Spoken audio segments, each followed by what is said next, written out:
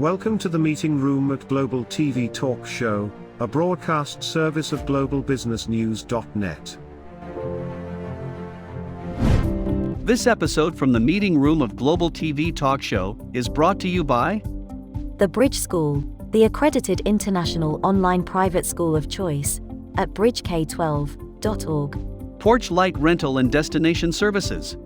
Reduce your renter lump sum or managed relocation costs. Visit them at porchlightrental.com. Cube Monk, featuring the world's first smart cube. Track your goods with our advanced GPS system. Welcome to the future of moving and relocation at cubemonk.com. Primestone Partners, featuring corporate, government, and developer housing solutions, as well as senior-level advisory services. Find them at primestonepartners.com. And by heirs.com. With our full range of services, we can help design and manage your international relocation. Find us at heirs.com. Insured Nomads provides protection and peace of mind, with health insurance, travel insurance, group, or tailored insurance for the globally mobile. Visit us at insurednomads.com. And by International Auto Source. We are the vehicle experts for expats, featuring all major brands of automobiles with flexible solutions and financing. On the web at intlauto.com. This is March 9, 2021. I'm Ed Cohen, and this is Global TV Talk Show. Just about 1 year ago, we launched this series as a result of the pandemic shutting down our primary live conference business. Our last two live programs were produced February 25 in Times Square, New York, inside the accounting offices of RSM, and it was a sellout, which of course was good. And then Feb 27 in Washington, D.C., on Embassy Row, a bit of a smaller place, but was in one of those historic mansions, and we filled it. And we had people from NGOs and government and, of course, embassies, and also some corporations, including defense contractors. So it was over. On the plane ride back from Reagan National that night to San Diego, I was on Southwest, and in addition to me and the flight crew, I think there were about 10 others on the whole plane. And so that was an indication of things to come in the next week or two. And so we launched this video series. And one of the pleasures I've had is to meet a number of people that ordinarily we would meet in person when possible. But this way, using Zoom, we're able to bring people from across borders and time zones. And one of the pleasures has been meeting and getting to know Mark Colo. And he is based in Southern California, as I am, but we're actually about 2 hours apart. And Zoom is a lot easier than sitting in traffic, frankly. But so Mark Colo has just recently retired as an executive with Chipman Relocation and Logistics, and he is a co-founder and on the board of findneurohelp.org, which is a charity, and he's going to talk about it with us now, and we're going to do a deep dive on his new book. Let's welcome Mark Colo. Hi. Thank you, Ed. It's always great to be with you. I love San Diego. We need to get together more often. There's 3 places I could live in California: San Francisco, Orange County, and San Diego. Yeah, well, thank you. Thank you. So the new book is entitled, and I'm reading this so I get it right, The Noble and Great Ones. That's a bold title. How did you come up with that title? What's it mean to you? That is a bold title, Ed. That's probably an understatement. The title came by way of a discovery in 1831 by an explorer and archaeologist named Antonio Lobolo when he was excavating a tomb in a city called Thebes, which today is near the modern-day Luxor, Egypt. Inside the tomb were several hundred mummies, most of which were unsalvageable. But he was able to take about 11 of these mummies and their attached parchment scrolls, and they were well enough to be preserved. And then he had them shipped to the United States, where he took them on tour and showed them to a number of cities and establishments. He tried to sell them. He was trying to get some money for them. And someone bought them, and the individual that bought them was able to find a translator to translate the contents of the scroll, the parchment scrolls. And within that was a vision that Abraham had about individuals in a premortal existence, and they were called the noble and great ones. So I kind of borrowed that title for my book, and that's how the title came about. The tagline. So you're saying that Abraham was one of the noble ones or one of the great ones? Correct, one of the great and noble ones. Okay, that's great. Well, he's a strong guy, huh? He's a strong guy. Yeah. Okay, but he had a direct link to a higher authority. He did. Yeah, so that helped him get through some tough times, apparently. Yeah. Okay, so why did you write this book specifically?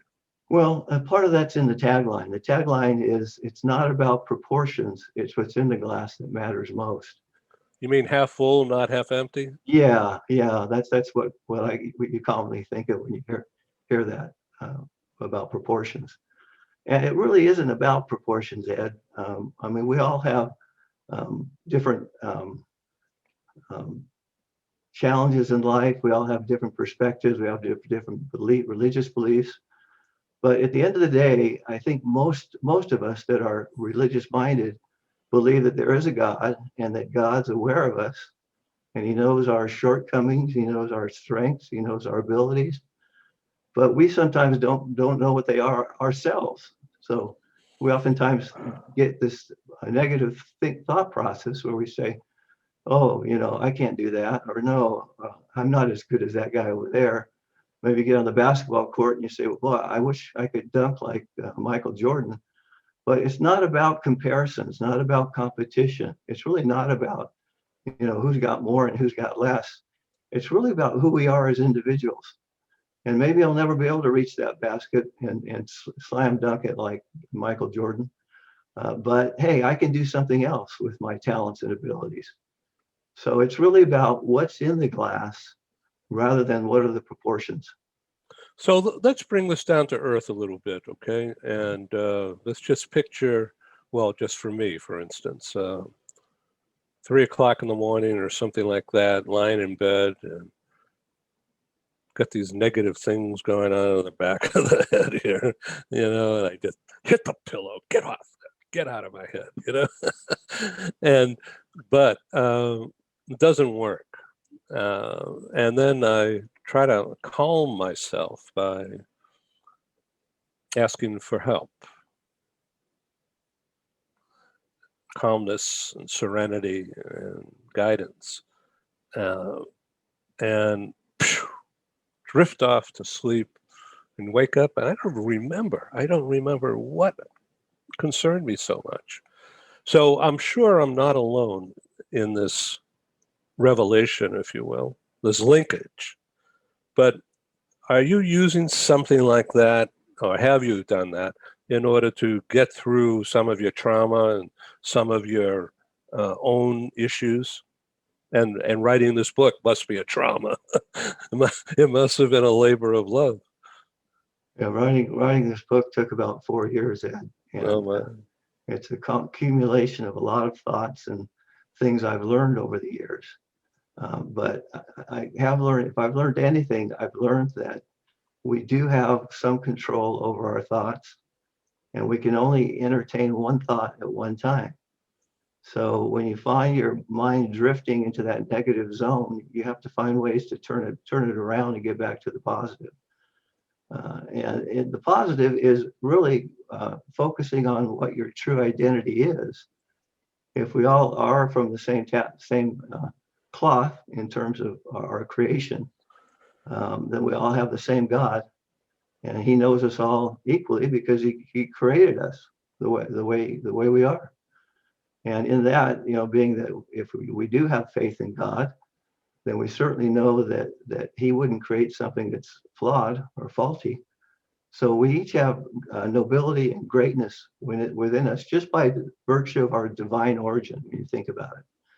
So I think for me, the important thing in life is to recognize who you are, what your inner gifts and talents are. And once you find that out, then you're off to the races. I mean, I often refer to the Pan principle. And I love that. I don't know if you ever saw the movie Hook, one of my favorite movies with Robin Williams. Yeah, a long time ago. I can't remember a lot of it though. But I get a picture of him in the outfit.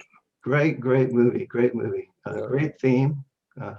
It's about Robin Williams plays the role of a workaholic. He loves his work. He does his work all 24/7 and has very little time for his children. And then as the movie progresses, he finds out that he's over a period of time that he's actually Peter Pan.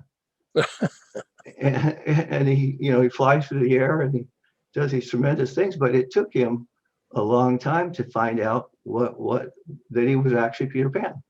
And I think that Pan principle is for all of us. I think there's things within ourselves that we haven't maybe yet uncovered, amazing things that we have yet to learn, but we need to overcome some of the fears, anxieties, doubts, and other things that hold us back. We need to try and get beyond those and really dig down and try and do some new things we haven't done before, and find that Pan within us. Great theme. I just love that movie. So what do you want readers to get out of the book? Well, I want them to get a new perspective. I'm really hoping that by reading the book, they'll think a little bit differently.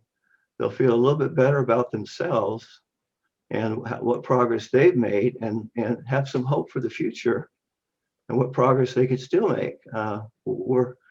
We all have nobility and greatness within us, and the key is to find it and find out what it is, and then harness it and use it for the benefit of others, and also for the glory of God.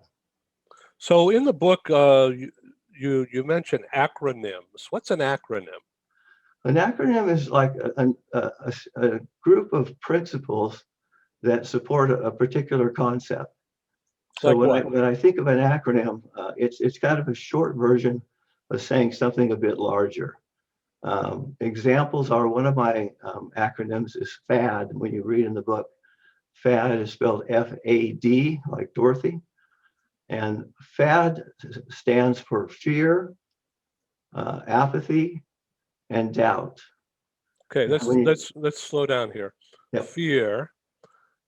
Fear is nervousness and uncertainty and sort of out of control of something that's coming or out there. Apathy to me means, well, I don't care. And doubt, I'm a little foggy on, I doubt that. I remember that slogan, but that means a non-belief? Well, first of all, fear to me represents false evidence appearing real. You've probably heard that before. But that to me is what fear is. We think something's going to be a certain way, but it really isn't. We can't predict the future. We can't see into the future. But we often fear the worst, and that's false evidence appearing real. Then you've got apathy, which I think a lot of our youth today have a hard time with that one, because they look at COVID. You and I didn't really grow up in the COVID era like they are. Here's these young kids that are getting ready to finish their schooling and then get in the workplace, and they're projecting into the future and saying, why should I even try? This isn't worth my time. It's just going to be a bad situation when I get older. So they're not really trying like they should. And then doubt is just doubt. Doubt is, I think we all have trouble with doubt from time to time, and are unsure of our abilities. So that doubt's just a difficult one. So as you write a book, you have a lot of chapters, but all of that, what we just were talking about, is throughout the book, correct? Correct. Yeah, it's interwoven throughout. So you chose examples of certain things, certain individuals. I did. What I did was I came up with another acronym. That acronym is EASIER. And the letters of that word stand for emotional, athletic, spiritual, intellect, intelligence, which covers both IQ and EQ, emotional intelligence. And then let's see. Yeah, ER. ER. E is for exploring. So I talk about different explorers who, in the words of Star Trek, boldly went where no man has gone before. It's very, very dangerous and or woman. Or woman, exactly. Yeah. Like Amelia Earhart and many others. I mentioned those in the book. And then R is resilience. So those individuals that were resilient. So I did some internet research and I found who were the top individuals in terms of internet hits and viewability, and just people that I remember throughout my life that were just larger than life at their accomplishments. Let's talk about resilience in this regard that we're chatting about. Okay. So what does resilience mean to you? Resilience to me means overcoming trials and difficulties in a healthy manner. So some people I think are more resilient than others. And I think those who've endured more adversity, more trials, more challenges in life, I think they're more easy, they can easier cope with difficult circumstances. So let's talk about resilience of a workforce, whether it's a team or a company impacted by COVID, for instance. That's a good question. Rephrase that for me, Ed. Yeah, resilience. So a company is impacted, like, let's just say a travel business or a relocation business that's impacted by COVID, which means a lack of business, a lack of revenue, people getting laid off or fired or furloughed or whatever. And then a lot of people working from home and trying to reinvent themselves or find a new place or a new job. And so what's happening to the workforce? What's happening to management of people who now have different needs than they did a year ago? That's a difficult question. And I know we're all going through that right now, Ed, with these changes. I'm thankful for this platform of Zoom where we can connect and communicate. But technology has its place in all of this. And I'm thankful that we have the technology where we can communicate and connect and resolve issues. I think we're all going through that. And whether today is the norm for the future, who's to say? But we do have to be change worthy. I've got, you probably recall my 5 credos in life. Well, the first one is the only constant is change. So the more change ready we are, the more we can embrace change, the better success we're going to have in the workplace. So let's talk about you, if we can, a little bit. You have Parkinson's for a number of years, but and you're an inspiration to me, my friend, I'll tell you that. And I know to some others about pushing back and say, I'm not going to let this damn thing get me down. And so you founded with others a charity, findneurohelp.org, which does good stuff. And more about that in a few minutes. But you've been an executive, you've raised a family, you've been out in the community, not afraid. I should say, you've either developed or you've maintained a high level of self-confidence despite this affliction. So that's called resilience, right? Yes, thank you, Ed. Yeah, lead into it. Go deeper. Well, most of my challenges and trials, just to address that comment you made, began at a very young age. And as you read the book, you'll learn a little bit about my challenges in my early life. And I think each challenge I had prepared me for something even more difficult. So I'm at a point now when I had my diagnosis with Parkinson's about 14 years ago, I almost died that day. I mean, my mind was spinning. I felt the weight of the world was on my shoulders. I didn't know how I would be able to get past any of this. And I was spending all my time in the future and in the past looking for answers of why this happened. And I spent all my time in the future and the past, but forgot to stay in the present. And I think it's important to stay in the present when these things happen. One of my favorite animated cartoon movies is Kung Fu Panda. I don't know if you saw that, but I love some of the phrases in there. And there's one scene where this panda, who's the main character, is running down the side of a hill, shouting, "Kuai Lung has escaped from the impenetrable prison. He's coming to the city. He's going to kill us all." So he was projecting into the future, thinking the very worst. And his master, who is this tortoise, unrolls from a lotus position on a cane, slowly unwraps himself and says, "Not to worry, not to worry." He says, "The past is history, the future a mystery. Today is a gift." That's why it's called the present. And I just love the wisdom behind that. We do need to stay in the moment, and today is a gift. Every day is a gift. Okay, so now your suit of armor has a lot to do with your belief, correct? A lot of it does. Yeah, a lot of it does. In fact, a great majority of it does. So it's a pathway. It is, and has been.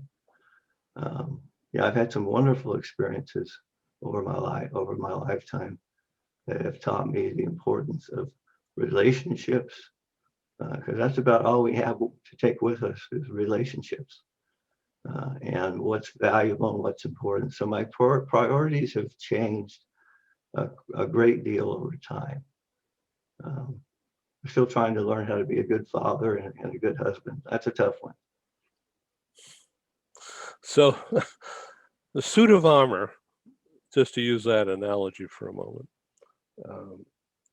that's resilience.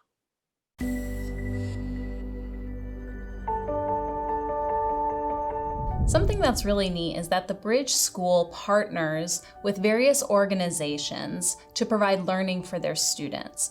For example, we partner with a major ballet company, and we are able to enroll several of their students into our school. So now not only is the student able to participate in a school and have a seamless transition while they're very active in their ballet career, but now they have other dancers that are with them that are doing some of the same courses. So it's almost becoming a camaraderie where they're taking similar courses, they're working together on their ballet, and really being able to form this great partnership with these organizations to provide a needed service.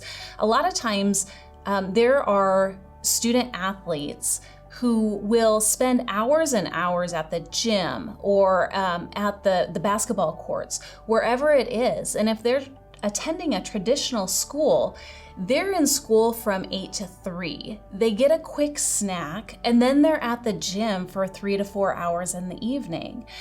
Coming to us and having that partnership, they're able to break that up throughout the day. They can have a morning practice, get some schooling in, have an afternoon practice, finish their schooling in the evening.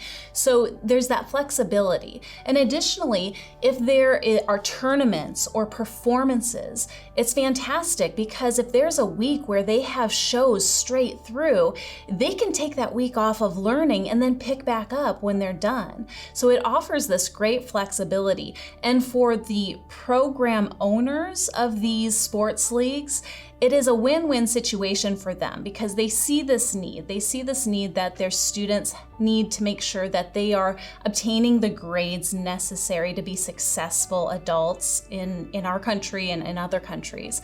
But it provides them an environment where they can be successful at both.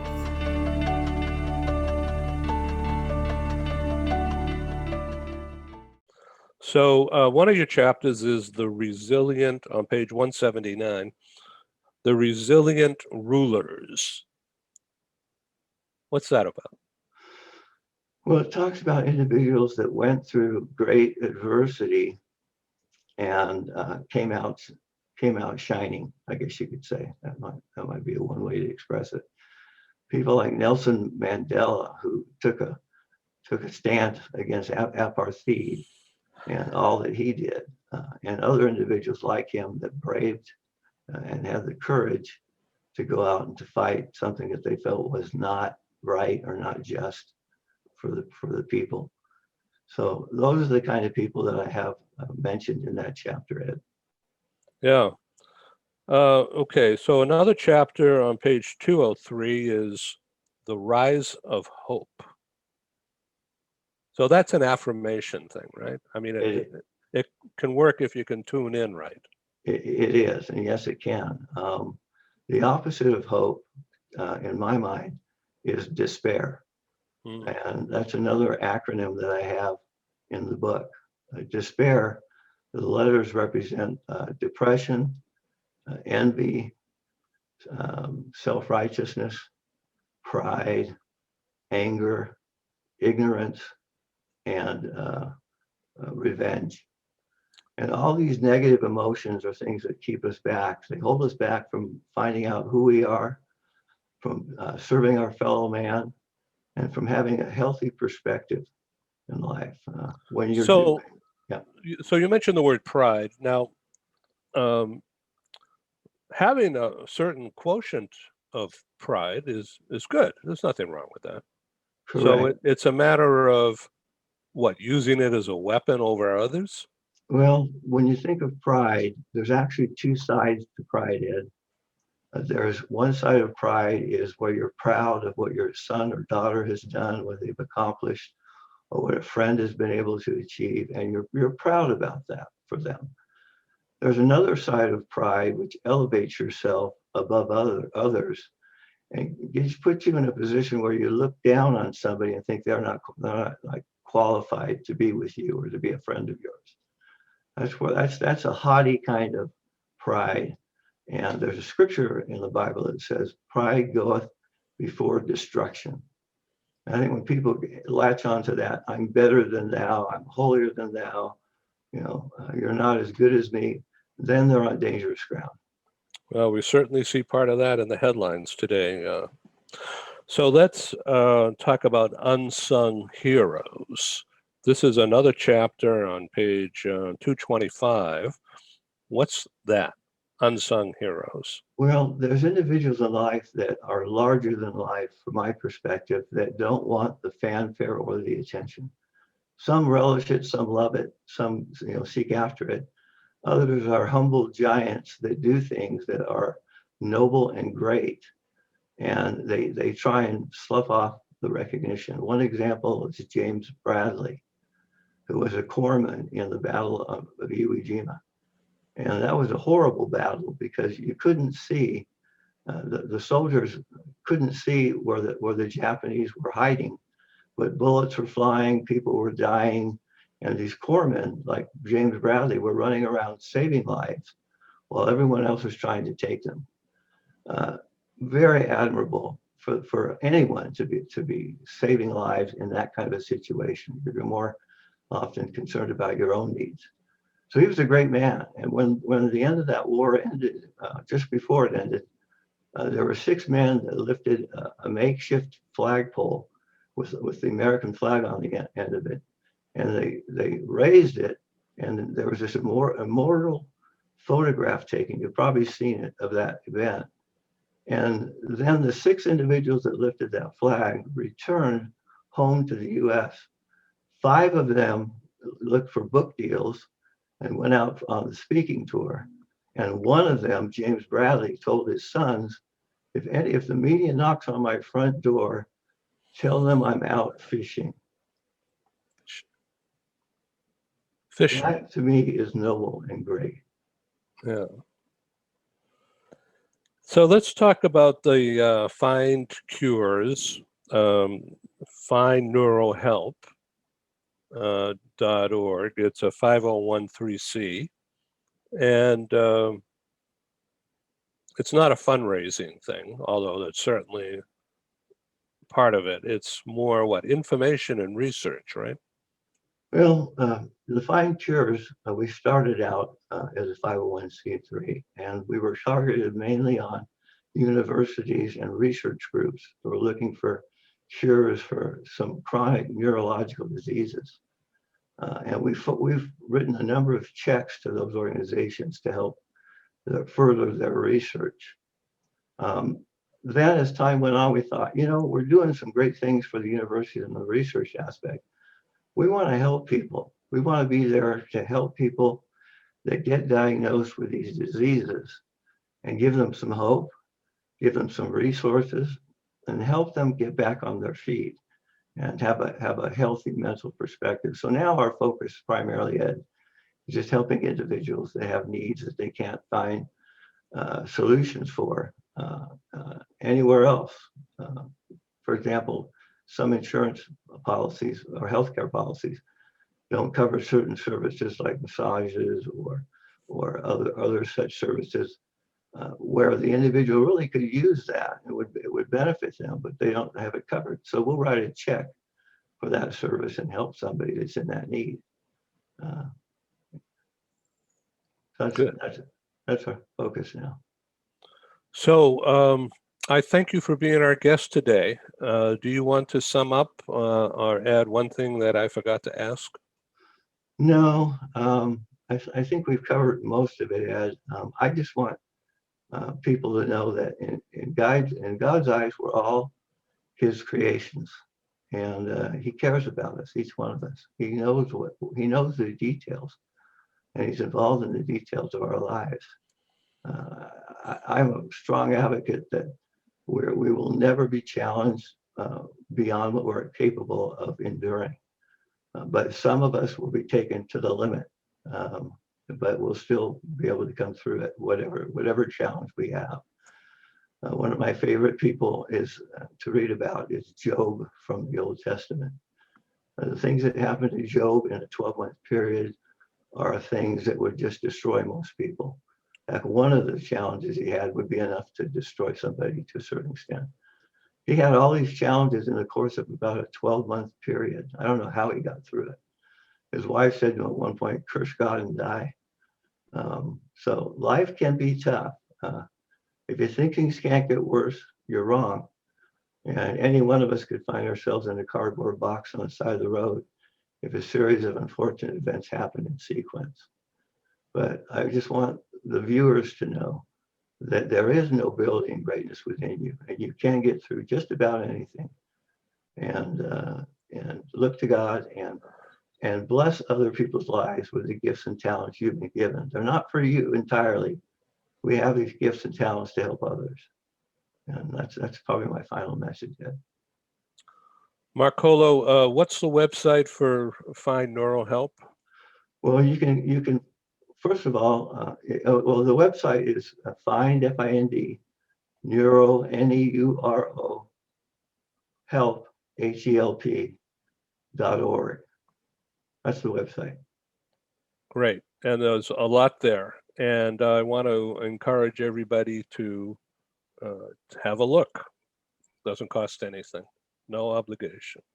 Thank you, Mark Colo. I wish you well. Godspeed and happiness wherever you are, whether it's Augusta at the Amen Corner or at Huntington Beach or Irvine or wherever you go. Thank you, Ed. I appreciate your friendship. Thank you. Peace. Bye-bye. Thank you for being on Global TV Talk Show. Thank you for joining us in the meeting room at Global TV Talk Show. Have a wonderful day, and stay safe.